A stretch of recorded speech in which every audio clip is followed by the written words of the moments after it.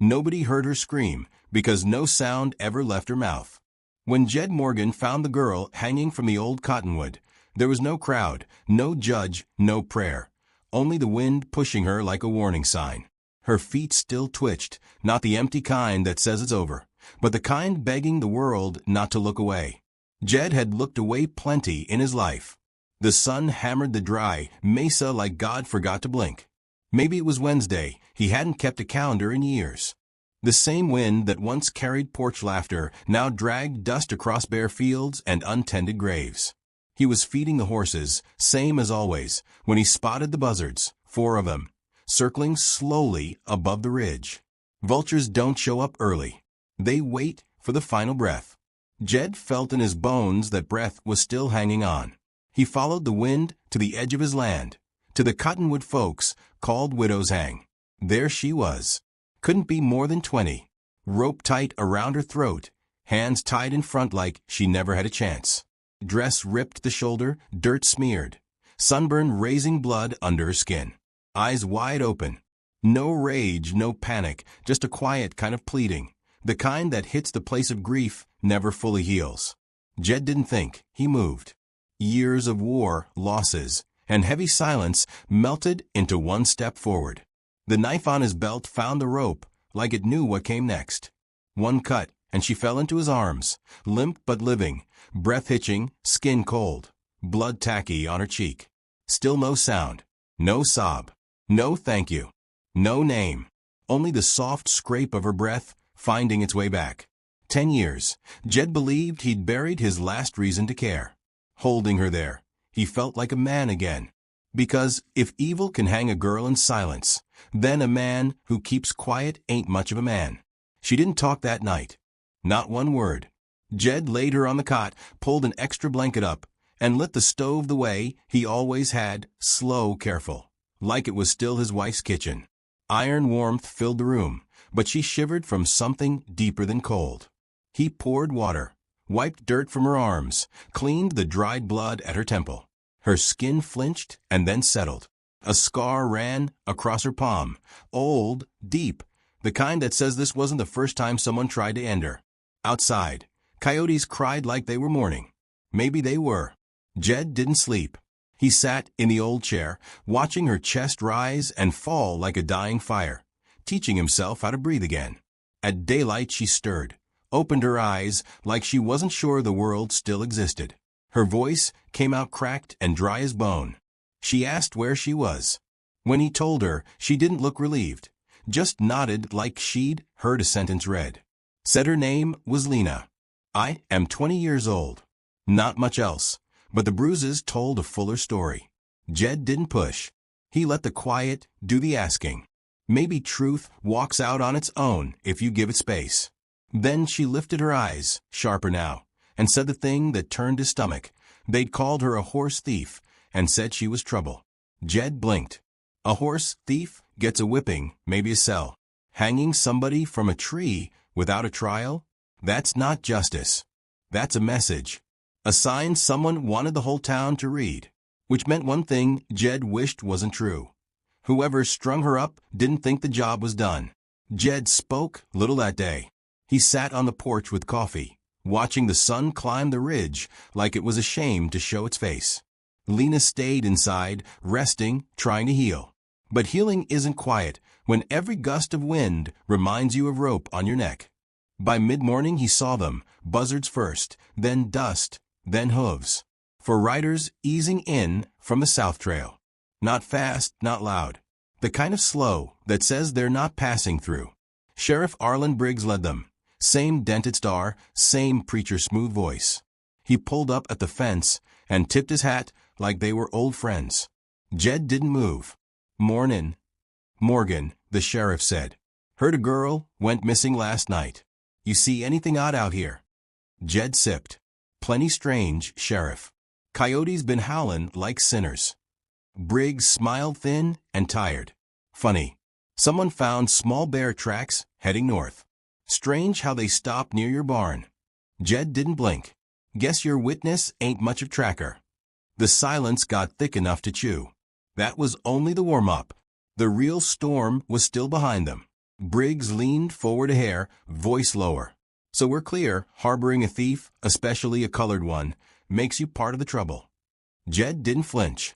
He stared the way a man studies a storm cloud, deciding if it's worth covering the firewood. Briggs spat, tipped his hat, and turned his horse.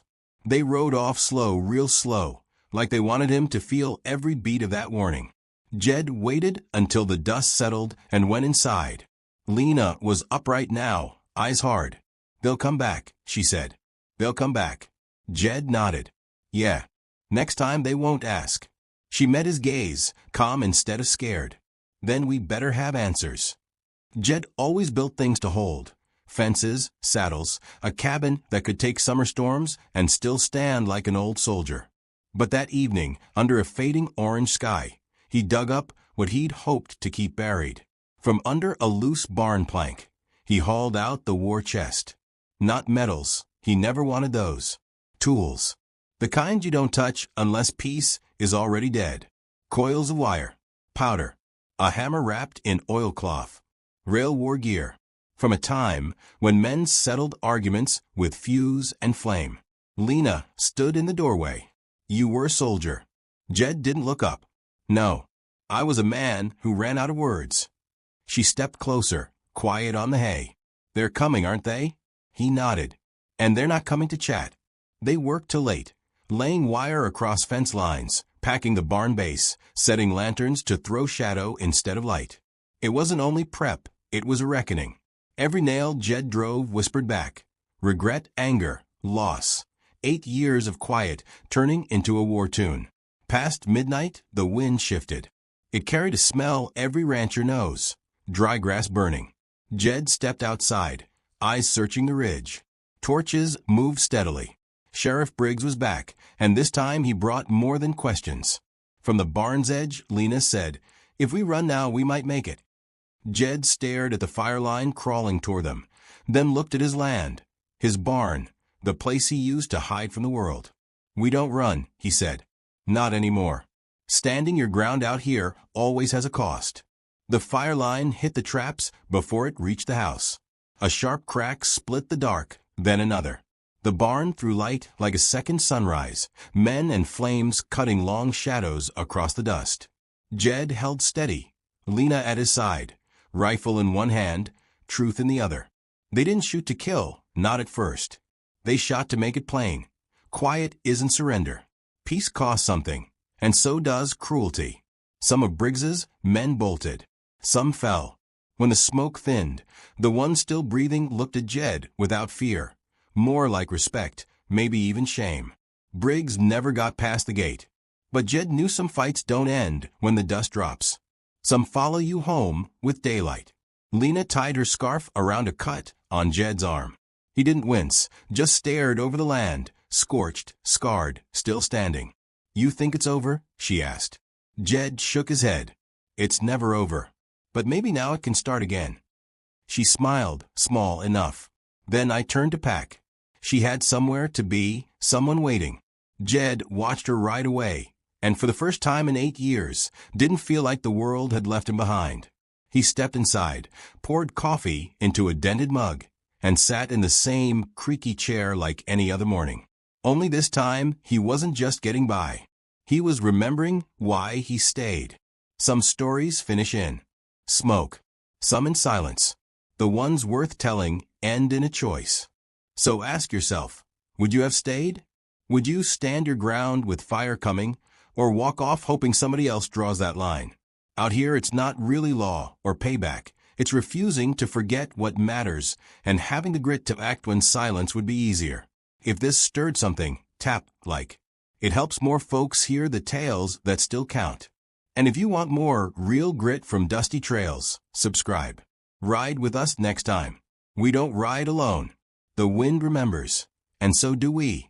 No one heard her scream because she never made a sound.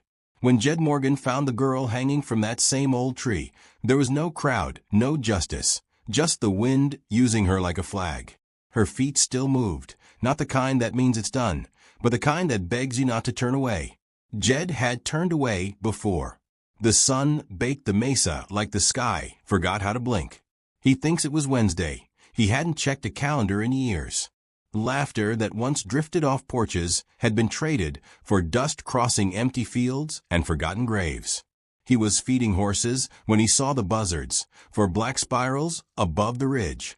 Buzzards don't come early. They wait till the last breath. Jed felt that breath still nearby. He followed the wind to the place folks called Widow's Hang. And there she was, no more than 20, rope at her throat, hands tied in front, no chance given. Dress ripped, shoulder raw, dirt smeared, sunburn pushing blood to the surface. Eyes open, no fury, no panic. Just that silent plea that hits the part of a man whose grief never fixes. Jed didn't weigh it. He moved. War years, losses, and long quiet fell away in one step. His knife found the rope like it had its own mind. One quick slice and she dropped into his arms, heavy, alive, breath catching, skin cool. Blood sticky on her face. Still no sound. No sob. No thank you. No name. Only the scratchy rhythm of life returning. For a decade, he thought he'd buried his last reason to care. Holding her was the first moment he felt human again. If evil can hang a girl without noise, then a man who says nothing isn't much of one. She stayed wordless that night. Jed set her on the cot, pulled a blanket up, lit the stove the usual way. Slow, careful, like it was still his wife's room. The iron heat spread, but the shaking came from someplace deeper. He poured water, cleaned dirt from her arms, wiped the dried blood at her temple. She flinched, then settled. A deep scar cut across her palm, old, not new, the kind that says this wasn't the first time death tried to touch her. Coyotes howled outside like they knew. Jed kept watch in a chair, tracking each rise and fall of her chest, learning to breathe with it. At dawn she stirred, blinked like she wasn't sure the world was real, and rasped where she was. When he told her, she didn't soften, just nodded like hearing a verdict. Lena, she said. 20. Not much else. The bruises spoke for her. Jed let the room hold the questions. Then her eyes sharpened. They said I stole a horse. Said I was trouble. Jed blinked. A horse thief gets a strap or a cell. A rope in a tree without a judge? That's a message, not the law. Which meant whoever did it still had plans. Jed sat the day out on the porch, coffee in hand, watching the sun crawl like it had guilt. Lena rested inside. But healing is noisy in your head when every creak sounds like rope. By late morning he spotted the signs, vultures first, a dust ribbon, then hoofbeats. For riders from the south, slow like they owned the road. Sheriff Arlen Briggs at the front.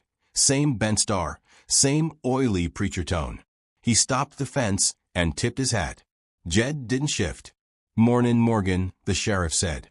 "Girl gone missing last night. You see anything odd?" Jed drank. "Plenty odd. Coyotes got religion." Briggs smiled thin. "Tracks, bare feet, headed north. Funny how they end near your barn." Jed stared. "Sounds like your tracker." "Can't track." The air went thick. Then Briggs leaned in, voice dropping. "Harboring a thief, especially a colored one, makes you part of the wrong." Jed stared him down, like checking if a storm was worth boarding the windows for. Briggs spat, tipped his hat, and rolled out slow, slow enough to grind the warning in. Jed waited for the dust to settle and went inside. Lena sat upright, gaze hard. "They'll return," she said. "They'll return." Jed nodded. "Next time, no questions." She was calm. "Then we'll be ready." Jed had built for staying, fences, saddles, a cabin that outlasted tempers and thunderheads. That evening, beneath a dying orange sky, he lifted what he'd hoped to bury forever. The war chest. Not metals, tools. Wire coils. Powder. A hammer in oilcloth. Rail war gear from when talk failed and men lit fuses. Lena stood in the doorway. "Soldier." "No," Jed said. "Just a man who ran out of ways to talk." "They're coming," she said. He nodded. "And not to chat." They strung wire across fences, packed the barn base, hung lanterns to throw shadows, not light. It wasn't only planning. It was an accounting. Each nail tapped back at him. Regret, anger, years of quiet turning into a drumbeat. After midnight, the wind carried a rancher's warning, smoke. Jed stepped outside and spotted torches bobbing in a line. Briggs again, bringing more than questions. From the barn's edge, Lena said, "If we ride now, maybe we make it." Jed stared at the crawling fire, then at his land, his barn, the place he used to hide from the world. "We don't run," he said. "Not now." Standing ground costs. The fire line hit the traps first, sharp cracks, then another. The barn flared like a second sunrise, carving long shadows of men and flame over the dirt. Jed held steady, Lena beside him, rifle and resolve. They didn't shoot to kill at the start. They shot to say quiet doesn't equal surrender. Peace has a bill, and so does cruelty. Some of Briggs's riders bolted. Some hit the dust. When the smoke slowed, the ones still upright looked at Jed without fear this time. More like respect, maybe shame. Briggs never crossed the gate. But Jed knew certain fights don't die when the smoke does. Some wait on your porch with morning. Lena tied her scarf around Jed's cut. He stared out over land, blackened, scarred, standing. "Is it over?" she asked. He shook his head. "It's never over. Maybe now it can begin." She smiled, a small piece of light, and packed her things. She had a place to reach, someone who needed her. Jed watched her ride, and for the first time in 8 years, didn't feel the world passing him by. He stepped inside, poured coffee into the dented mug, and sat in the same old chair. This time, he wasn't only surviving. He was remembering the reason he stayed. Some tales end in smoke. Some end in quiet. The ones that matter end in a decision. So here's yours. Would you stay when fire's coming, or walk away and hope another soul draws the line? Out west, it's not mostly about law or revenge.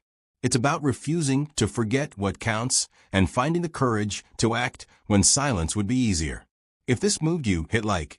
It helps more folks find stories that still matter. Want more dust and grit truth?